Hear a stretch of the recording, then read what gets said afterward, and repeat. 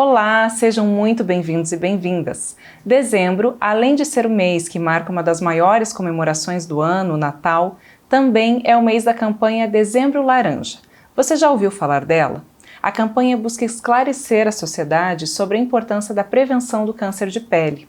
Para falar sobre esse assunto, estamos aqui com o oncologista, o Dr. Bruno Batista, e com a doutora Larissa Leitoles, que é advogada e especialista em ações de isenção de imposto de renda para pessoas acometidas pelo câncer.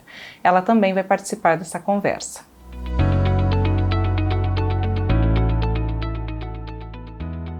Muito obrigada pela presença de vocês, é um prazer estar aqui com vocês. E doutor, eu gostaria que o senhor começasse a contar um pouquinho sobre o que é a campanha Dezembro Laranja, esclarecer as pessoas sobre isso e a importância de conscientizar a sociedade para esse tema. Perfeito, obrigado pelo convite, Larissa, Cláudia. O Dezembro Laranja é uma época de conscientização e não de graça ele é colocado no mês de dezembro para câncer de pele. O câncer de pele no Brasil é o mais incidente, ou seja, é o mais frequente, o que mais acontece. Tá? E câncer de pele a gente pode estar falando de coisas completamente diferentes. Existem cânceres de pele relativamente mais tranquilos, em que a pessoa dificilmente irá a óbito, e existem outros tipos de câncer que são mais graves. Dos mais graves, o mais comum é chamado melanoma. Melanoma, ele se apresenta muitas vezes como um nódulo, uma mancha preta ou marrom. O outro câncer que é menos grave e dificilmente leva à morte é o carcinoma. E daí o carcinoma tem o basocelular e o escamocelular. Grosseiramente, nós temos esses três tipos de cânceres de pele. Acho importante, por quem nos ouve, por sinal, que é uma diferenciação até meio simplista, mas o que é câncer, né? Câncer é uma doença maligna, por quê? Porque ela se espalha, tá? Então nós temos tumores benignos e tumores malignos. Os tumores que são benignos, e o exemplo clássico disso são os miomas de útero, eles não têm capacidade de se espalharem, tá? Então eles só crescem localmente. Por isso que o útero das mulheres fica grande e precisa operar, né? Porque às vezes até incomoda pelo tamanho. Mas isso dali não se espalha, ou seja, não leva a óbito. O tumor maligno, também chamado de câncer, ele tem capacidade de mandar células filhas, produzindo metástases. E essas metástases que levam a óbito. Por este motivo que se colocou o Dezembro Laranja, que é uma época de incidência solar abundante, as pessoas recém saíram estamos saindo da primavera agora, a gente esquece que a gente tem que se proteger do sol. O sol começa a ficar muito forte, afinal de contas, é quando o sol está realmente a pino, né? É o solstício de verão, ou seja, o sol está 90 graus com o nosso país. Isso aí é o momento de maior incidência solar. Então, por isso que a gente precisa sempre lembrar do câncer de pele, e afinal, o sol é o principal fator de risco. O câncer de pele, a gente tem informações de que é o mais frequente no Brasil e corresponde a cerca de 30% de todos os tumores malignos registrados no país. E outra informação que vem do INCA é que mais de 175 mil novos casos são registrados todos os anos. Eu queria que você comentasse um pouquinho, né, dessa importância da proteção, os cuidados que as pessoas podem ter de forma geral. Sim, o câncer de pele ele é o mais incidente no Brasil, levando em conta os carcinomas, né? Que são esses menos graves. E por que eu falo que eles são menos graves? Porque na imensa maioria das vezes, operando este tumor, esse câncer, o paciente tem uma chance enorme de estar curado, com um único ato cirúrgico. Mas ele é muito frequente, porque além de nós estarmos nos trópicos, nós temos uma população de imigração europeia que tem pele branca. A pele branca está menos preparada para a exposição solar, né? E da exposição solar, o que mais é danoso são os raios ultravioleta B. Os UVB são o que causam o dano na nossa pele, que daí lá na frente, na quinta década de vida, até o dia que a gente vier a falecer, mas a gente está exposto a esse risco cumulativo. Isso que é importante falar. E para as pessoas que nos ouvem, quando que é o pior momento possível de se tomar sol? É dos 0 aos 20 anos. Então, as crianças e adolescentes. O dano que se tem nessa fase é o pior dano possível, porque a pele ainda está se multiplicando crescendo. Então, um dano que essa célula sadia da nossa pele tomou, ela vai carregar o resto da vida, aumentando muito a chance que haja o desenvolvimento de câncer. Então, por isso que as mamães e papais que nos ouvem, cuidem dos seus filhos. O melhor jeito é com protetor solar e barreiras mecânicas. Tá? O protetor solar sempre a 50 ou mais para uma criança. E, preferencialmente, nós temos hoje roupas com proteção UVA, UVB. Essas roupas, esses bloqueios mecânicos, junto com o protetor solar, são as principais armas que a gente tem hoje em dia para poder lutar justamente contra o aparecimento dessa doença.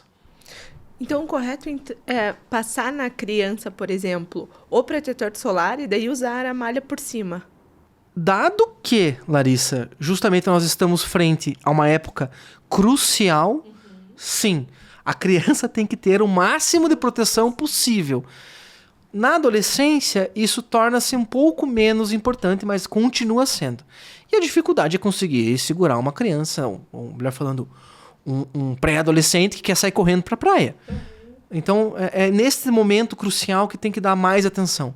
Porque depois dos 20 anos, se nós tomarmos um torrão de ficar vermelho na praia, vai ter muito menos importância do que se for próxima da nossa infância.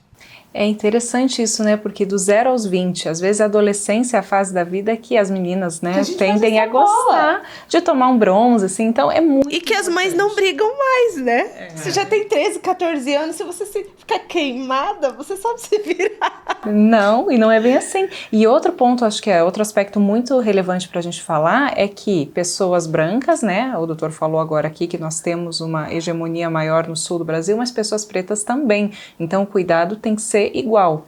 Sim, é um cuidado de não tomar sol associado a um cuidado de si.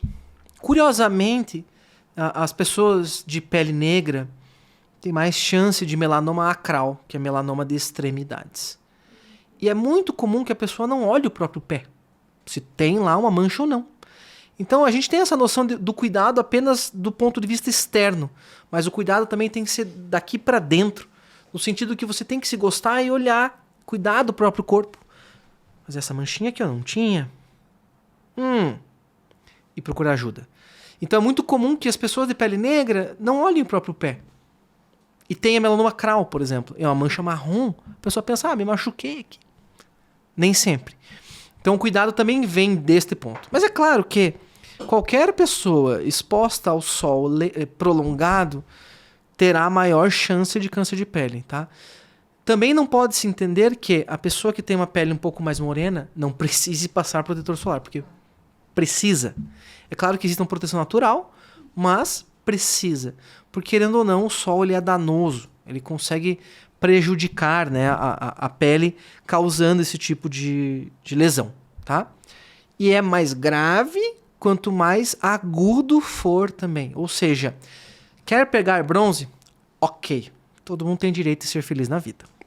Ninguém precisa ficar desse jeito, né? Quero pegar um bronze. Ok. Mas isso tem que ser de uma maneira controlada. A pessoa não pode querer pegar o bronze em 2 dias. Porque o que faz mal é principalmente a vermelhidão. Queimar a pele. Se for uma exposição lenta, prolongada, controlada, se for de desenvolver um câncer, ele vai ocorrer lá na frente com seus 70 anos. Tá? O melanoma, por exemplo, que é o câncer mais grave que eu expliquei, ele ocorre principalmente pelo torrão, pela queimadura solar. Ele é um fator de risco, é a queimadura solar, principalmente na infância. Então a pessoa tomava muito sol, ficava se expondo ao sol, e isso daí fez com que a pessoa desenvolvesse daí, lá na frente, o melanoma. Tá? Doutor, e o câncer de pele, ele pode se desenvolver em qualquer parte do corpo, então? Não apenas, né, nas áreas expostas ao sol, mas você pode ter melanoma em qualquer local do corpo, infelizmente. E existem alguns outros tumores de pele que são mais raros, por exemplo, o neuroendócrino, ele pode se desenvolver em áreas não expostas de sol também. Então não dá pra gente ficar pensando só em rosto, braços, porque ele pode acabar se desenvolvendo no tronco, por exemplo. O melanoma é clássico no tronco. Então, sim, tem que ficar atento no corpo inteiro. E, doutor, a pessoa está diagnosticada, então, né, com o câncer, digamos assim, nos atendimentos que você faz. E a pessoa precisa, às vezes, da importação de um medicamento. Como que funciona isso? Comenta um pouquinho pra gente. Sim, isso vale não apenas, né, para o cenário de câncer de pele, mas eu diria que para outros também, como a gente acabou de ter o Novembro Azul, no caso do câncer de próstata e saúde masculina, para alguns outros cenários também de câncer de mama, né? Quando se existe uma evidência científica muito forte, associado a um entendimento, um consenso dos médicos com diretrizes no Brasil de que tal medicamento é eficaz, mesmo que o medicamento não seja aprovado para uso no Brasil, é possível que o paciente entre com uma demanda judicial para a compra do medicamento e o convênio, nestes casos, é obrigado a pagar. Caso este medicamento não tenha um consenso muito claro, o entendimento do juiz pode ser que o paciente precise pagar. Na imensa maioria das vezes, quando o médico propõe isto, é porque existe sólida evidência, né?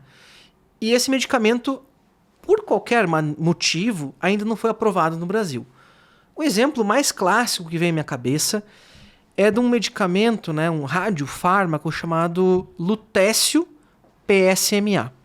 Ele serve para tratar câncer de próstata. Tá?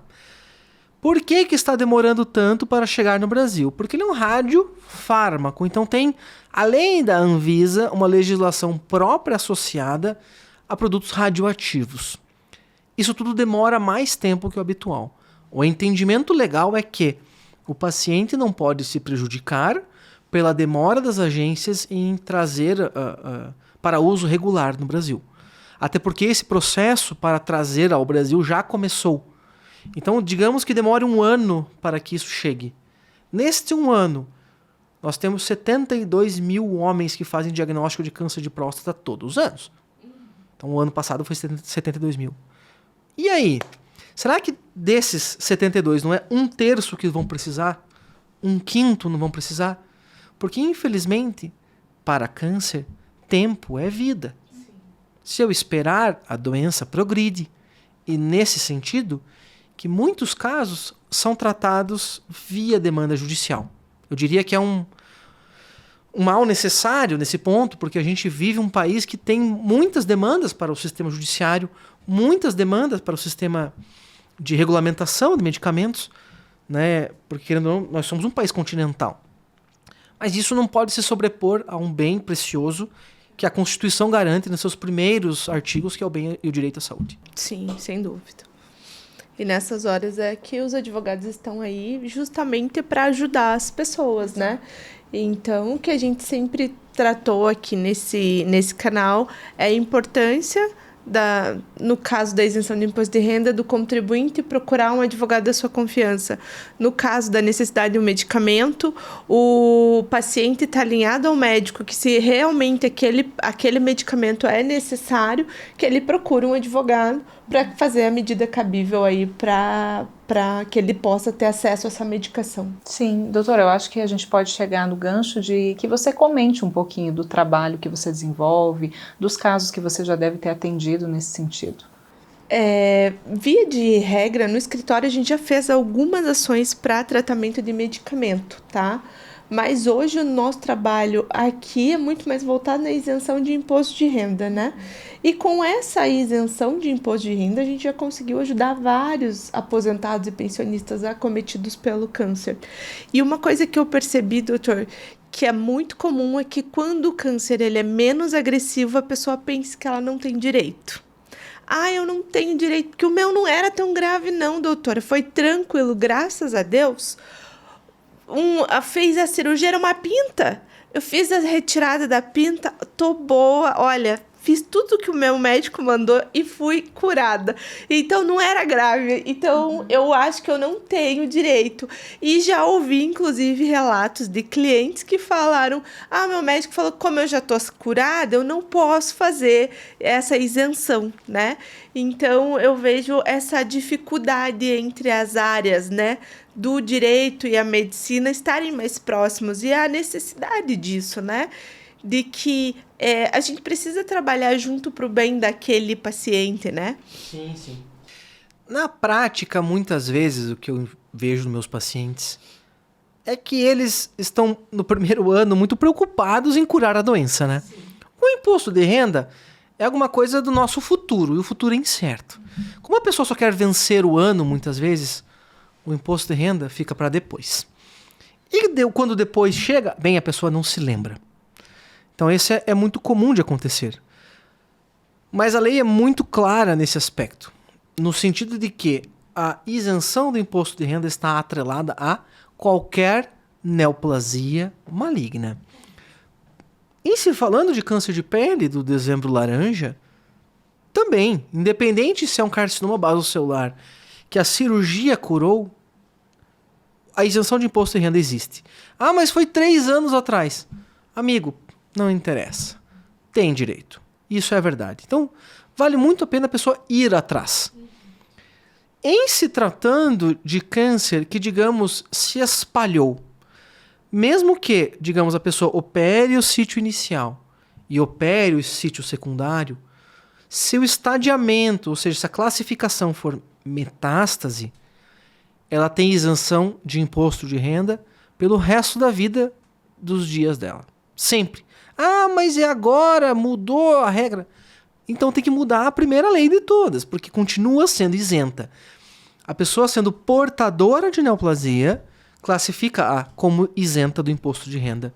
E tem mais coisa, né? Já que vocês nos ouvem aqui, existem outros benefícios também. Por exemplo, mulheres com câncer de mama podem comprar carro automático com desconto. Sim, redução de IPI, redução de IPVA, imunidade, né? De IPVA, isenção. Perfeito. Isso tudo ajuda, porque a gente sabe, né? Muitos medicamentos que eu faço, eles acabam causando enjoo, náusea, né? Vômitos. E alguns deles, eles são custosos. E a pessoa vai precisar comprar. Nem tudo eu consigo pedir pelo convênio. E esse dinheiro, ele vai ser bem empregado em outra coisa. É assim que a lei entende. Então, a pessoa precisa gastar um deslocamento. Ela precisa, de repente, gastar com alguma emergência que aconteceu. Isso tudo não é de graça que a pessoa está isenta, né? Não é só uma questão, digamos, da doença. É porque ela vai ter que montar uma estrutura, muitas vezes, né? Com alguma, de repente, uma cama em casa. Essa estrutura montada em casa vai vir de dinheiro de isenção do imposto de renda. Já está lá. Agora, é muito triste, como você falou, Larissa, as pessoas, às vezes, não sabem do seu direito. Elas não entendem. Então, é fundamental esse trabalho que você faz, no sentido também não só de conseguir esta isenção, mas de educar as pessoas. E a gente falando em educação, né, a importância da informação, a gente mencionou a obrigatoriedade dos planos de saúde, de cobrirem algumas despesas, mas eu queria que o doutor comentasse um pouquinho sobre o cenário do Sistema Único de Saúde, o SUS no Brasil, no que se refere ao câncer e ao câncer de pele mais especificamente. O cenário de câncer de pele, como na imensa maioria das vezes, é tratado cirurgicamente. Como eu falei de carcinomas, a gente vai ter uma grande disparidade. Porque o sistema de saúde, o SUS, ele é regionalizado. Então, o SUS que existe em Curitiba é completamente diferente do SUS de São Paulo, que é completamente diferente do SUS que tem no Nordeste. Depende muito da organização que o sistema político local dá para a saúde. Tá? No caso de câncer de pele, nós precisamos ter um acesso a cirurgiões.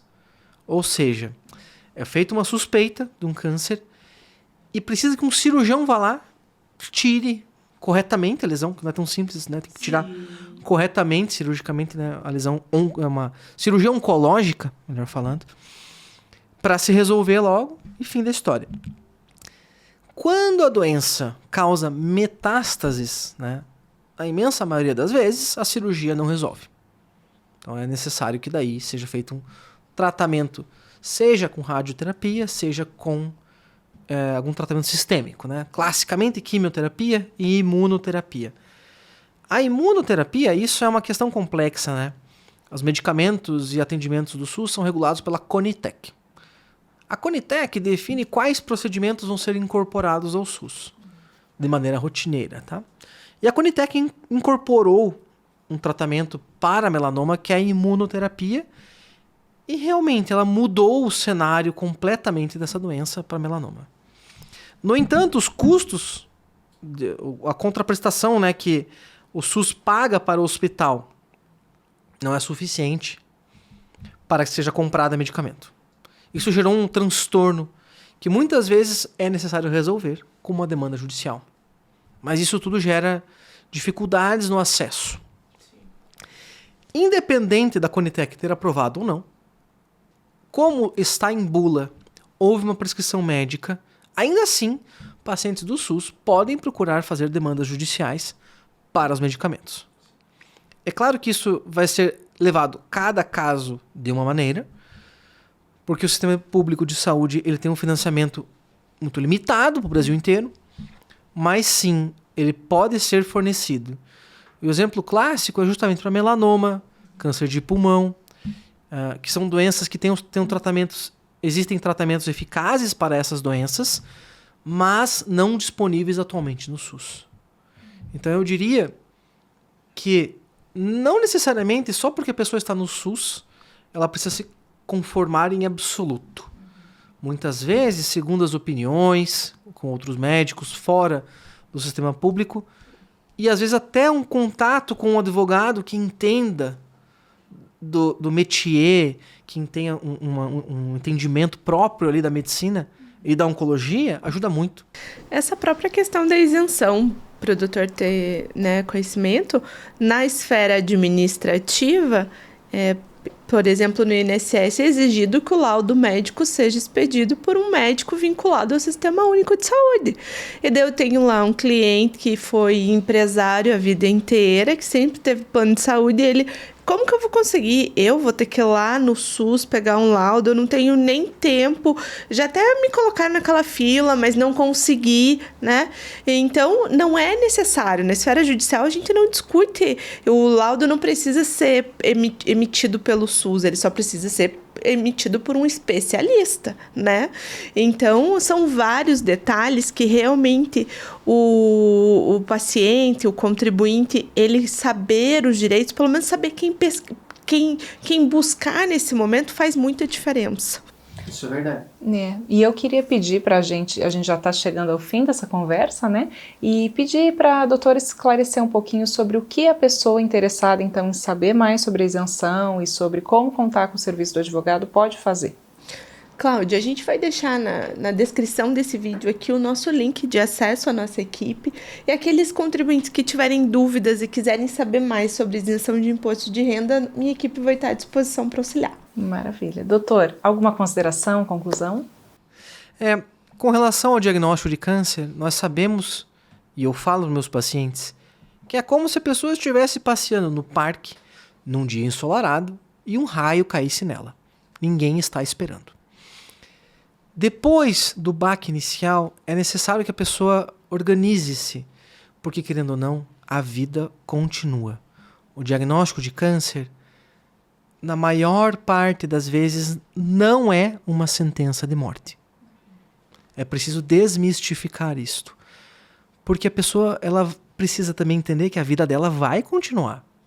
Ela precisa cuidar dela mesma, do ponto de vista da família, financeiro, o pecuniário, são impostos, isso tudo precisa estar em ordem, porque a vida continua.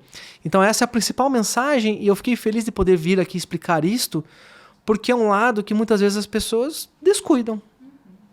E nesse sentido, elas sofrem. E também isso não é bacana.